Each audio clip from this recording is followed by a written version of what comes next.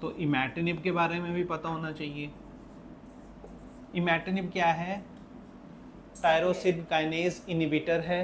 ये किस किस पे फंक्शन करती है? किट पे 3 लिखने हैं, PDGFR-A पे, और लास्ट वन जो हम करते हैं BCR-ABL, जो हिमेटोलॉजिकल मैलिग्नेंसीज में देते हैं ना हम, CML वगैरह में, तो वहाँ पे BCR-ABL PDGFR-A किट यहाँ पे काम करती है, तो वो BCR-ABL। ठीक है। डोज आपको पहले ही बता दी, 400 mg OD followed by 400 mg BD। ये भी बता दिया एक्सोन 11 जब म्यूटेशन होगी तो वहाँ पे ज़्यादा काम करेगी। हाँ, वो वैसे लाइफ लॉन्ग चलती है, 2-4 साल बाद आप किसी की बंद कर भी सकते हो based upon complete metabolic response, और अंग्रेजी बातें, बहुत सारी चीज़ें उसमें देखनी पड़ती हैं। ठीक है, मतलब कोई गाइडलाइन नहीं है। ठीक है। और इसमें एक चीज़ और आती है, इसमें हमेशा लिखना है डोंट इंटरप्ट इमैटिनिब।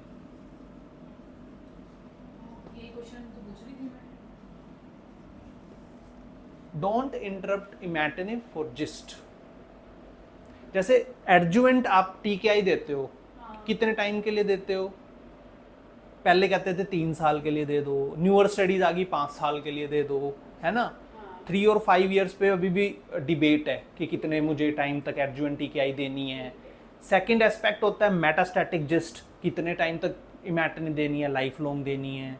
ठीक है, लेट सपोज आपने एडजुवेंट टीकेआई की बात है, मेटास्टैटिक को तो छोड़ दो, उसमें तो आपने देनी देनी।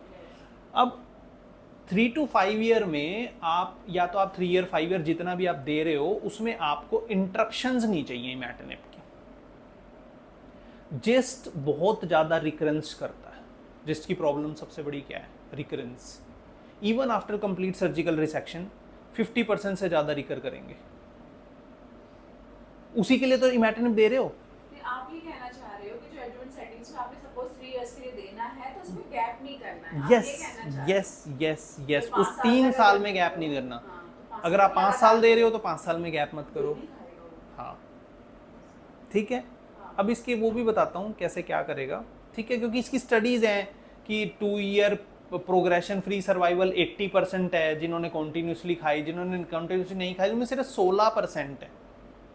बहुत हाई चांसेस रहते हैं जिस्ट में रिकरेंस के। और अगर इमैटिनिब भी छोड़ दी ना आपने बीच में, तो फिर तो बहुत ही ज़्यादा चांसेस हैं उसके रिस्क के।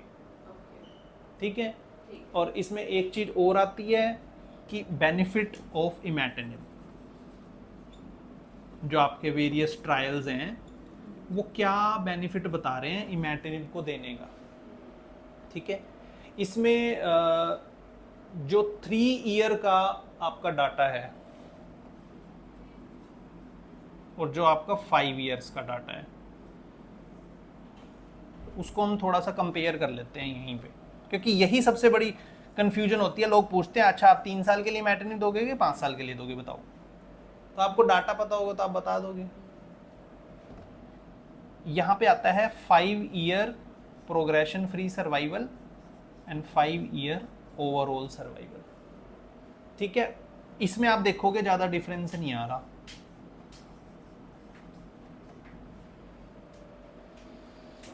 जस्ट 3% का डिफरेंस ओवरऑल सर्वाइवल में। बट ये जो रिकरेंस फ्री सर्वाइवल, इसको आप बोल सकते हो relapse free survival, recurrence free survival या डिजीज फ्री सर्वाइवल, तो उसमें आपका काफ़ी डिफरेंस है 65% to 90%।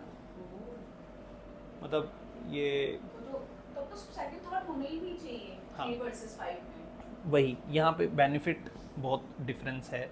हमारा पर्पस ही मेडिसिन देने का वही है, हाँ, फेलियर रोकना, और वही इतना ज़्यादा डिफरेंस है। तो 3 इयर्स तो टाइम देना चाहिए रिकमेंडेशन से, राइट। चलो अब इम्पोर्टेंट बात कर लेते हैं। आप यहाँ पे साइड इफेक्ट तो बताएंगे मेडिसिन। वही तो बता रहा हूँ अब, क्योंकि शुरुआत तो वहीं से होती है। पेशेंट यही कहना शुरू कर देता है भाई मैं नहीं सह सकता इस दवाई को। ठीक है। इमैटिनिब के side effects, GI side effects बहुत कॉमन है, nausea, vomiting, abdominal pain, diarrhoea. फिर स्किन, देखो टीकेआई के जितने साइड इफेक्ट होते हैं ना, क्या होते हैं टीकेआई के side effect? Nausea, vomiting, diarrhoea, skin पे रैश, हाँ ये सारे हैं इसमें। फिर है फ्लूइड रिटेंशन, इडीमा होना, फ्लूइड रिटेंशन और मसल क्रैम्प्स, फटीग ये सब होते हैं। तो पैरों में एडिमा, कहाँ एडिमा? हाँ, फेशियल एडिमा, जनरलाइज्ड एडिमा हो सकता है, फ्लूइड रिटेंशन, किसी को एसाइटिस हो सकता है, किसी को इफ्यूजन भी हो सकते हैं, ठीक है। और अब इसमें एक इम्पॉर्टेंट बात है, जितने टाइम तक इमैटिनिब देते जाओगे साइड इफेक्ट्स इम्प्रूव करते जाएंगे।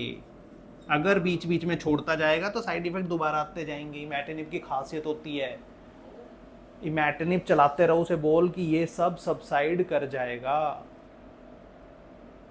यही होता है इमैटिनिब में, पेशेंट साइड इफेक्ट आए छोड़ देता है, फिर लेता है, फिर इसमें आपको डॉक्टर को ऐसे नहीं समझाना, कुछ ना कुछ साइड इफेक्ट तो आएंगे ही, और जितने जो आएंगे वो रिजोल्व हो जाएंगे। अब मैं वो बताऊंगा जो नहीं रिजोल्व होंगे और जहाँ पे आपको होल्ड कर देना है ड्रग को। नोजिया, वोमिटिंग, डायरिया, कॉन्स्टिपेशन नहीं होता यूजुअली, इनसे डायरिया होता है, ठीक है। तो कुल मिला के तीन साइड इफेक्ट परसिस्ट नहीं करते, हाँ, मतलब इम्प्रूव हो जाते हैं। अब कुछ ना ऐसे सीरियस एडवर्स इफेक्ट होते हैं जहाँ पे आपको इस ड्रग को बंद करना है, बंद, ठीक है। जैसे LFTs डिरेंज हो गए, हिपैटोटॉक्सिक होती है, पल्मोनरी टॉक्सिसिटी हो गई, मतलब पल्मोनरी फंक्शंस कम हो गए, कोई फाइब्रोसिस ही हो गया किसी को। जैसे हम ब्रेस्ट में CDK इनहिबिटर देते हैं, उनका साइड इफेक्ट है पल्मोनरी फाइब्रोसिस, ठीक है। हाँ, ग्लियोमाइसिन का तो यूनिवर्सल है ना, कि बाद में काफ़ी ज़्यादा लोगों को हो जाता है। फिर फेब्राइल न्यूट्रोपीनिया, आपको पता है यूजुअली TKIs फेब्राइल न्यूट्रोपीनिया नहीं करते, बट अगर ये कर रहा है तो आपको होल्ड ही करना पड़ेगा। GI ब्लीडिंग ही कर दी, और कार्डियोटॉक्सिसिटी,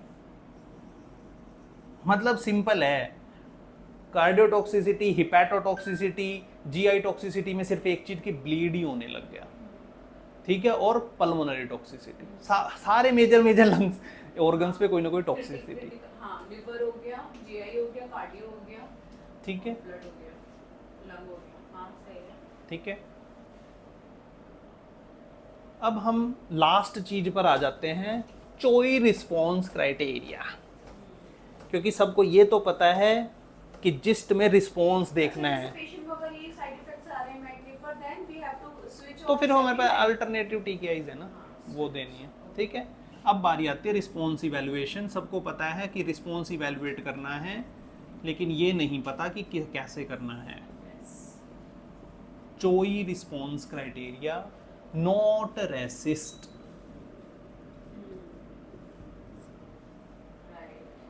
ठीक है। पहले मैं रेसिस्ट बता देता हूँ, रेसिस्ट 1.1 में हम कैसे करते हैं, बस दो ही चीज बताऊंगा, पार्शियल रिस्पॉन्स क्या होता है और प्रोग्रेसिव डिजीज क्या होता है, क्योंकि कंप्लीट रिस्पॉन्स तो सबको पता है डिजीज नहीं है, ठीक है, और स्टेबल डिजीज जो इन दोनों के बीच का होता है। तो what is partial response and what is progressive disease, ठीक है। तो हम क्या करते हैं कि पार्शियल रिस्पॉन्स जब 30% से ज़्यादा डिजीज घट जाए और प्रोग्रेसिव डिजीज जब 20% से ज़्यादा बढ़ जाए, सिंपल।